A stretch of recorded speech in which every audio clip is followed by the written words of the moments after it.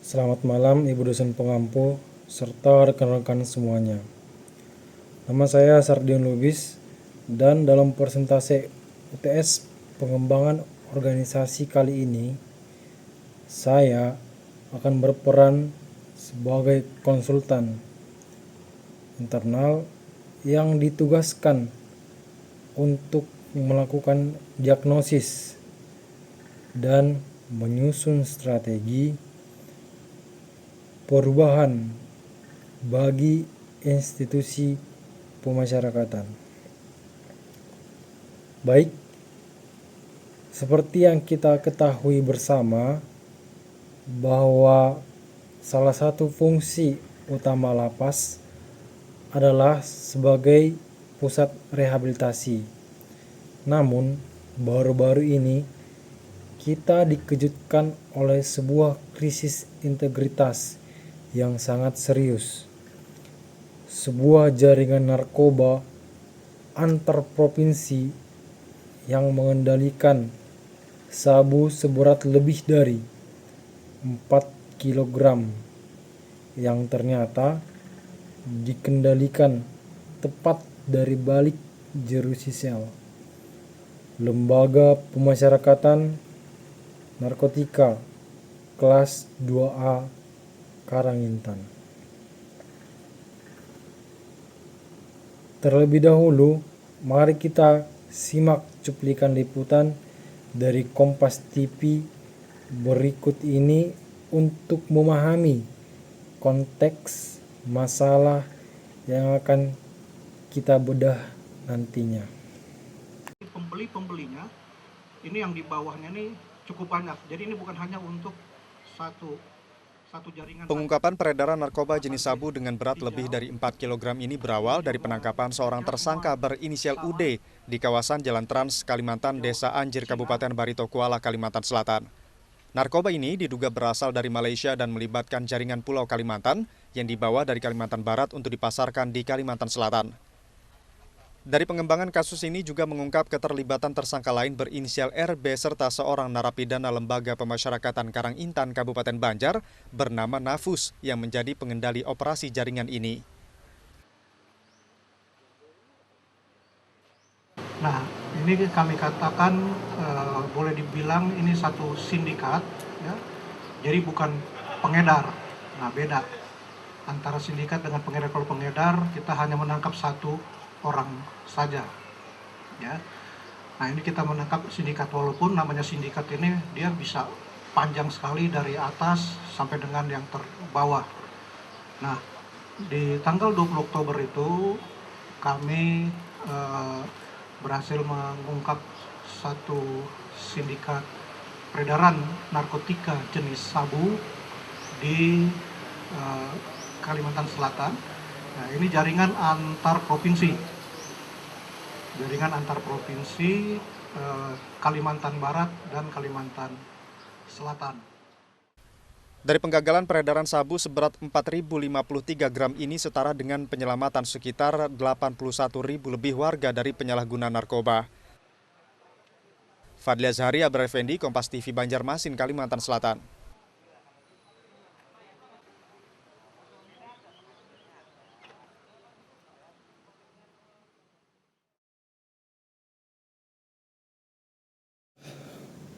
Dari tayangan tadi, kita melihat fakta yang sangat miris. Narapidana berinisial MN, seorang residivis, mampu mengoperasikan ponsel dari dalam sel untuk mengatur peredaran 4.189 gram sabu. Sebagai seorang konsultan, saya melihat ini bukan hanya kegagalan MN, melainkan adanya disfungsi organisasi yang kronis. Untuk membedah masalah ini, saya menggunakan whiteboard 6-box model. Diagnosis saya menunjukkan bahwa ada dua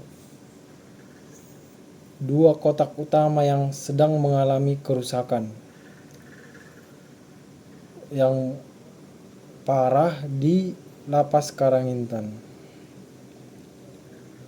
Pertama adalah mekanisme pendukung atau helpful mechanism. Teknologi pengamanan seperti signal jammers seharusnya menjadi standar yang berada di lapas narkotika. Namun dalam kasus ini mekanisme tersebut gagal atau tidak optimal, sehingga MN menggunakan sinyal GSM untuk berkomunikasi keluar. Laporan intelijen juga seringkali masih bersifat manual, sehingga deteksi dini sering sangat terlambat. Diagnosis yang kedua adalah sistem penghargaan atau rewards, yang untuk petugas yang di lapangan sering terjadi ketimpangan antara beban kerja petugas dengan insentif yang diterima secara informal. Oknum petugas seringkali lebih tergiur dengan imbalan yang berasal dari bandar dibandingkan dengan menjaga integritas demi kompensasi formal dari negara. Hal ini yang menjadi pemicu adanya kolusi staf yang berujung pada pemindahan oknum petugas ke Nusa Kambangan, sebagaimana dilaporkan dalam berita tadi. Selanjutnya adalah bagian diagnosis. Mungkin muncul sebuah pertanyaan, bagaimana diagnosis ini dilakukan? Diagnosis yang baik haruslah evidence based atau berbasis bukti. Saya melakukan proses ini melalui 3 tahapan. Tahapan yang pertama adalah observasi, yaitu kita melakukan observasi lapangan yang kita kenal dengan trolling atau kontrol keliling untuk memetakan titik-titik buta dalam pengawasan. Yang kedua adalah wawancara mendalam dengan petugas P2U atau penjaga pintu utama untuk memahami bagaimana barang terlarang tersebut bisa masuk meskipun ada pemeriksaan yang ketat. Dan yang terakhir, yang ketiga adalah analisis data sekunder melalui catatan register F atau buku pelanggaran narapidana untuk melihat pola pelanggaran komunikasi yang repetitif. Untuk memperbaiki kondisi yang sudah sangat mengkhawatirkan ini, saya merekomendasikan model 8 langkah Kotter untuk melakukan transformasi sistematik. Langkah yang paling krusial adalah untuk menciptakan urgensi.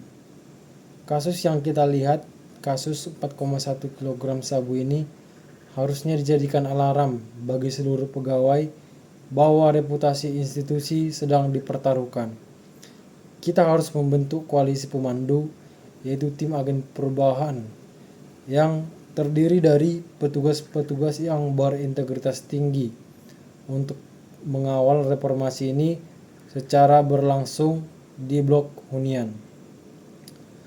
Visi perubahan kita adalah Karangintan Zero Aliran 2026. Strategi utamanya adalah modernisasi teknologi pengamanan seperti pemasangan room jammer yang dikontrol secara terpusat dari luar lapas untuk meminimalisir manipulasi oleh oknum yang berada di dalamnya. Kita juga akan memberikan kemenangan jangka pendek dengan memberikan penghargaan publik kepada petugas yang berhasil menggagalkan penyelundupan narkoba untuk membuktikan bahwa integritas kita benar-benar dikasih penghargaan ataupun reward. Akhirnya perubahan itu harus kita tambahkan dalam budaya organisasi.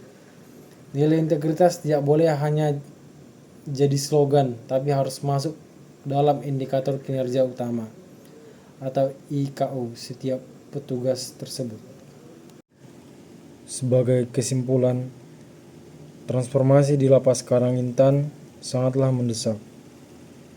Rekomendasi saya adalah segera melakukan rotasi rutin petugas setiap 3 bulan untuk memutus rantai kolusi dan memperkuat unit intelijen pemasyarakatan. Melalui dukungan teknologi seperti detektor sinyal yang terbaru. Saya sangat percaya dengan kepemimpinan yang dibuat dengan tegas dan strategi perubahan yang sistematis, Lapas Karangintan dapat kembali ke fungsinya,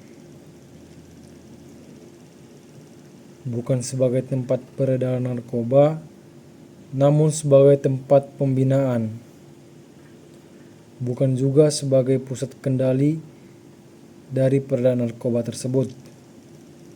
Akhir kata, saya Sardion Lubis mengucapkan terima kasih.